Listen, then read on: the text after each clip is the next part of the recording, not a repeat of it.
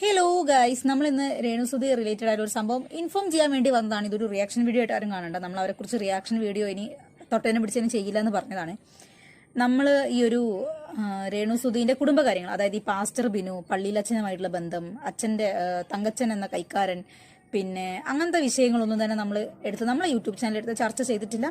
നമ്മളത് ഡിസ്കസ് ചെയ്യാൻ പോകുന്നുമില്ല. മറ്റേ വീണ സുധി, പഴയ ഭാര്യമാര്, അങ്ങനത്തെ കേസായിട്ടൊന്നും നമ്മൾ ചെയ്തിട്ടില്ല. അത് അവരുടെ ഫാമിലി, അവരായി, അവരുടെ കുടുംബമായി, അത് അവരെന്തെങ്കിലും ചെയ്തിട്ട്. പക്ഷെ ഇന്നിപ്പോൾ ഞാൻ 2-3 യൂട്യൂബ് ചാനലുകൾ കണ്ടു. വീണ എന്ന് പറയുന്ന സ്ത്രീ ഈ രേണുവിനെതിരെ സോഷ്യൽ മീഡിയയിൽ അവരെ കുറിച്ചിട്ട്, വീണ എന്ന് പറയുന്ന സ്ത്രീനെ കുറിച്ചിട്ട് രേണു സുധി പല ഇന്റർവ്യൂ ചാനലുകളിൽ വളരെ മോശപ്പെട്ട രീതിയിൽ മറുപടി കൊടുത്തതായിട്ടൊക്കെ കണ്ട സ്ഥിതിക്ക് പുള്ളിക്കാരി രേണുവിനെതിരെ ഒരു പോലീസ് പരാതിയും കൊടുത്തിട്ടുണ്ട്. പോലീസുകാർ ആ പരാതി സ്വീകരിക്കുകയും ചെയ്തിട്ടുണ്ട്.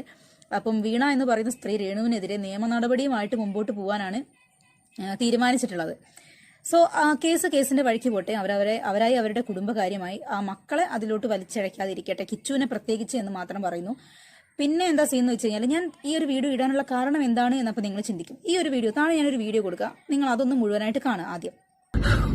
പക്ഷെ എനിക്ക് തോന്നുന്നത് രേണുസുതി ഇപ്പോൾ ഭയങ്കര രീതിയിൽ പുറത്ത് ചർച്ചാ വിഷയമായിട്ടുണ്ടായിരുന്നു ഉള്ള വ്യക്തിയാണ്. സോ ഐ തിങ്ക് അവര് ബിഗ് ബോസിൽ വന്നിട്ടുണ്ടെങ്കിൽ she would be the great content maker in the Bigg boss.